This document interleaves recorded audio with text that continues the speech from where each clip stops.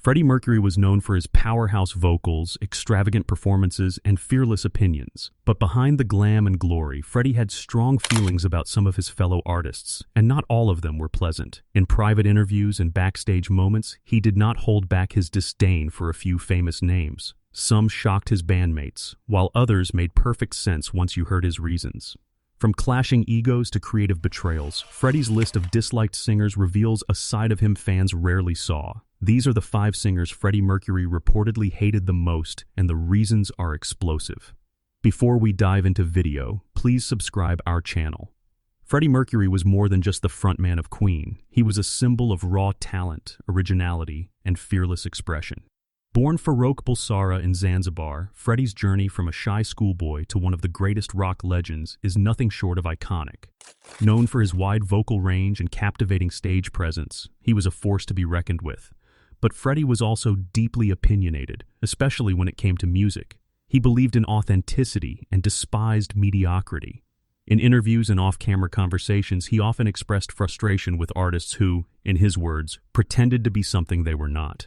While many admired Freddie, he was not afraid to speak out when he felt that someone lacked originality or respect for their craft.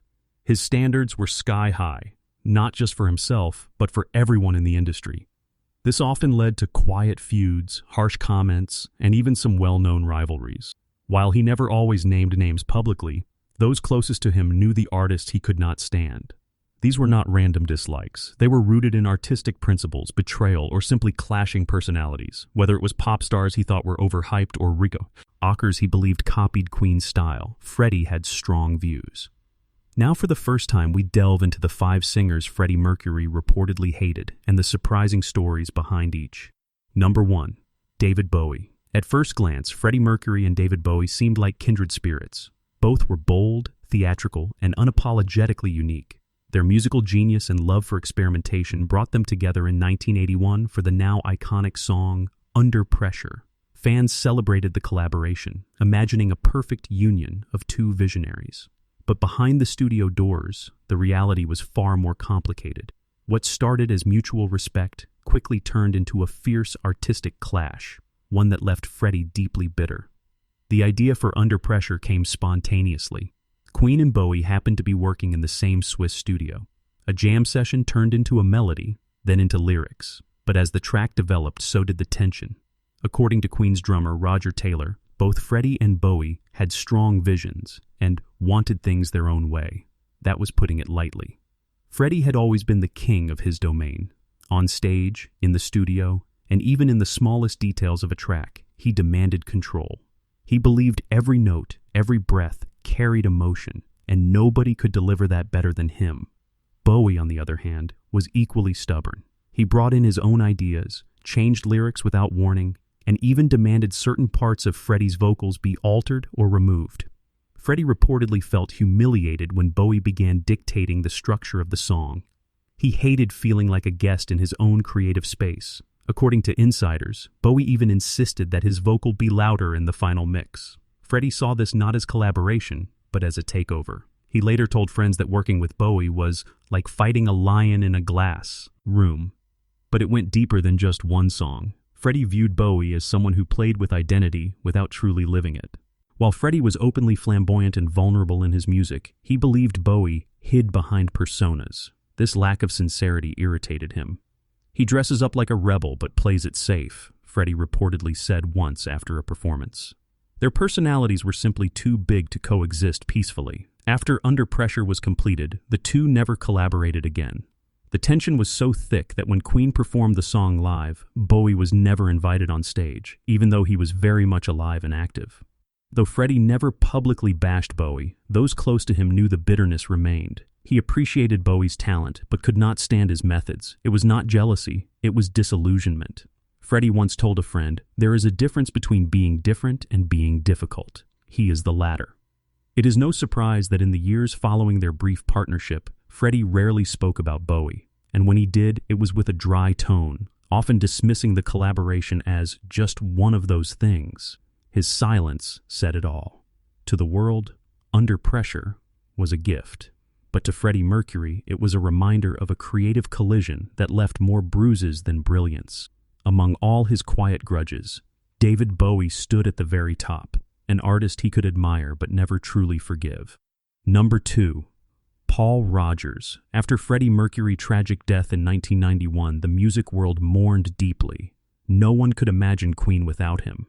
His voice, stage presence, and theatrical magic were irreplaceable. So when the surviving members of Queen decided to continue performing with a new frontman, it stirred emotions, especially when that frontman was Paul Rogers. But what many fans do not know is that even while Freddie was alive, he had serious reservations about Rogers, and even stronger feelings about him stepping into his shoes one day. Paul Rogers, known for his work with Free and Bad Company, had a very different style than Freddie. While Freddie was flamboyant, expressive, and operatic, Rogers was rugged, bluesy, and straightforward.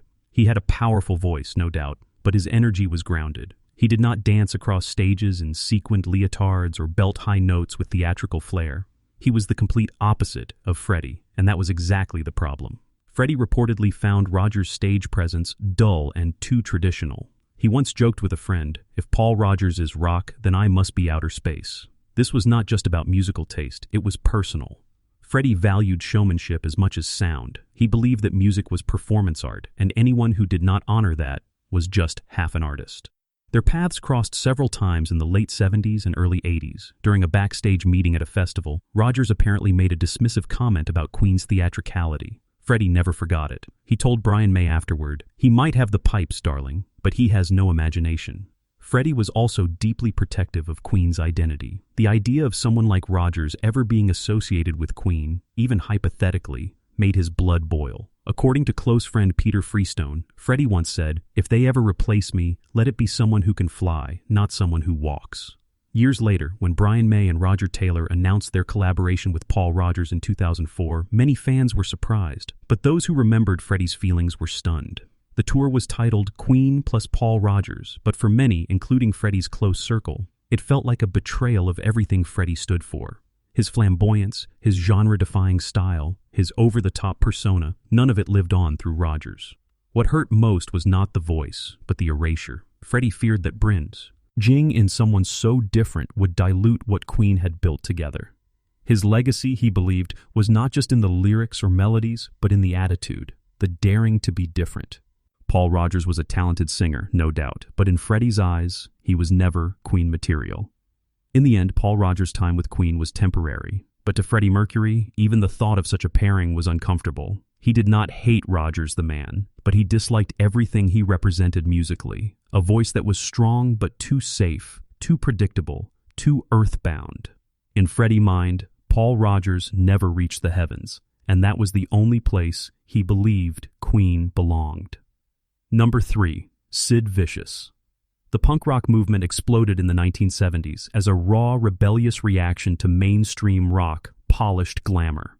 At the center of this chaos stood Sid Vicious, the controversial bassist of the Sex Pistols. Wild, destructive, and constantly in the headlines, Sid became a symbol of everything punk stood for: raw energy, anarchy, and anti-establishment attitude. But for Freddie Mercury, Sid was not a symbol. He was an insult to music, and their infamous encounter would make that dislike crystal clear. The clash between Freddie and Sid happened in 1977 at Wessex Sound Studios in London. Queen was working on News of the World while the Sex Pistols were in the same building recording Nevermind the Bollocks. The two bands could not have been more different. Queen was theatrical, polished, and melodic, while the Pistols were aggressive, gritty, and proud of their lack of technical skill. One afternoon, Sid Vicious wandered into Queen's studio room uninvited, slurring words and acting provocatively. According to Queen roadies and biographers, Sid sneered at Freddie and asked, "Have you brought ballet to the masses yet?" It was a cheap shot, mocking Freddie's flamboyant style and dramatic performances. Freddie, never one to be intimidated, stood up, walked towards Sid, and coolly responded, "Aren't you Simon Ferocious or something? What are you going to do about it?" He then physically escorted Sid out of the room, pushing him gently and saying, "You're just an ill-mannered boy. Now go away." The room fell silent, but that moment stayed with Freddie forever. He hated being disrespected, not just as a person but as an artist. Sid's behavior was more than annoying. It was a personal attack on everything Freddie believed music should be. To Freddie, music was about craft, beauty, and transformation. Sid, on the other hand, proudly celebrated chaos and destruction. In later interviews, Freddie never named Sid directly, but he did refer to punk as a fad built on anger, not talent. He believed it was lazy, and he resented the idea that artists like Sid Vicious, who could barely play an instrument, were being treated as revolutionary voices.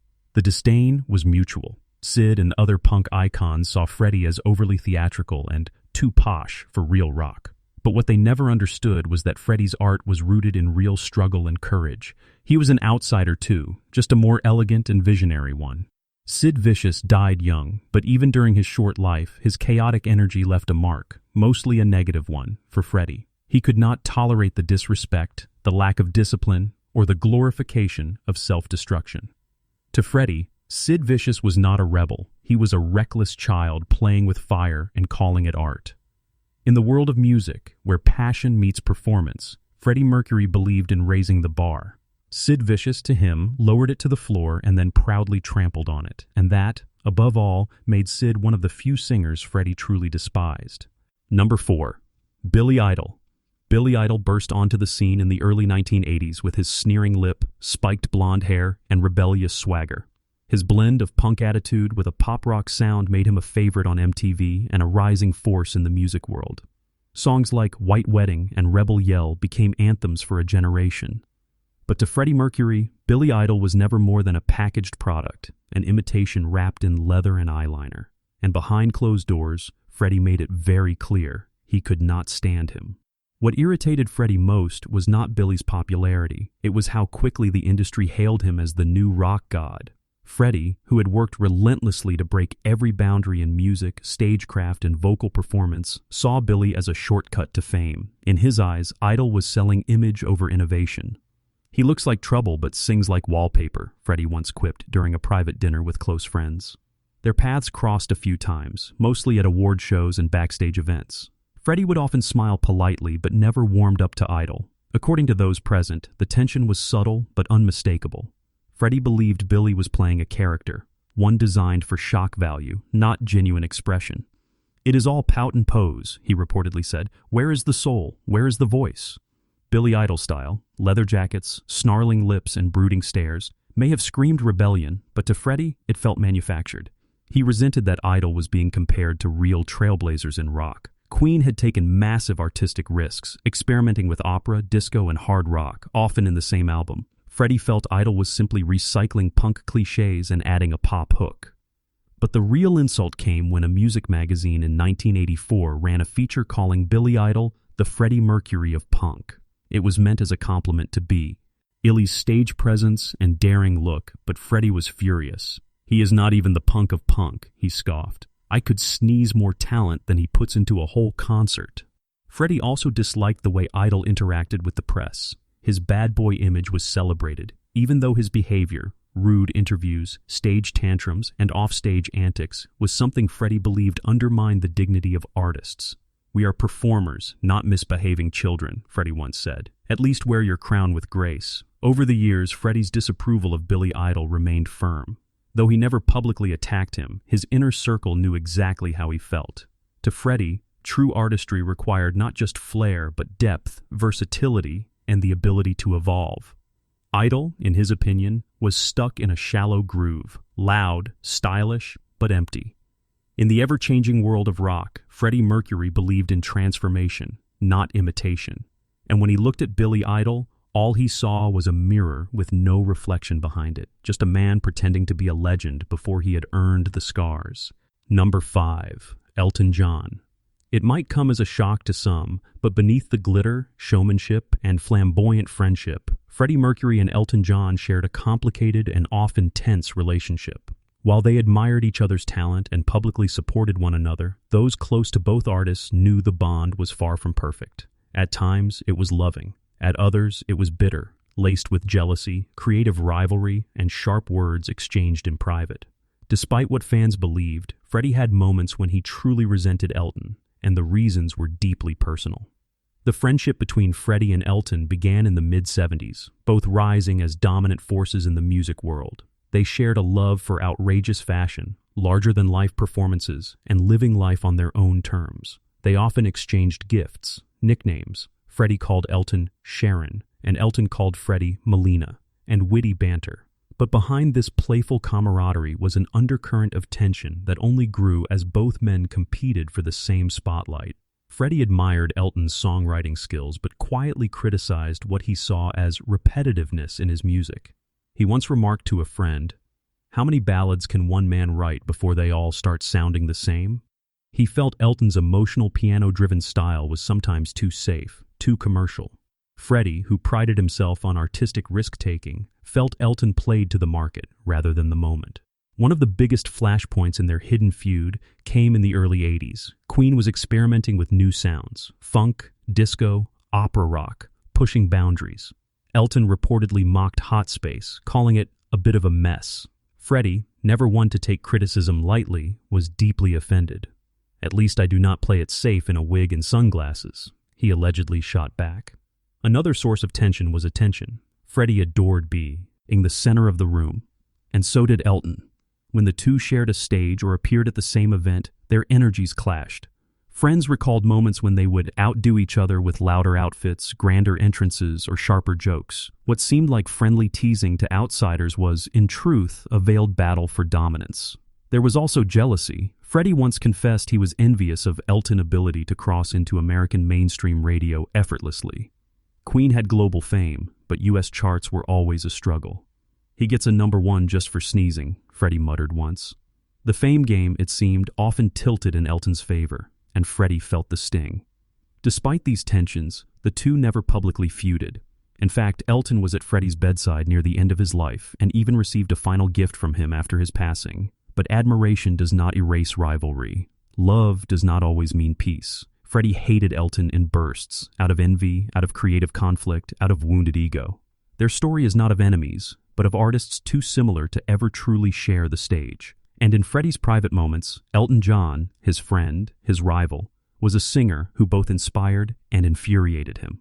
Freddie Mercury was a man of unmatched brilliance, but also one of fierce passion and sharp opinion. He loved deeply, performed fearlessly, and judged critically.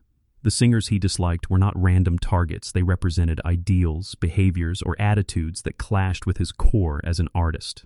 Whether it was ego, imitation, disrespect, or creative conflict, Freddie's feelings were intense and unapologetic. Behind his dazzling smile and legendary voice was a man who never settled for mediocrity. These 5 names, in his eyes, stood on the wrong side of greatness, and Freddie Mercury never feared saying what he truly felt.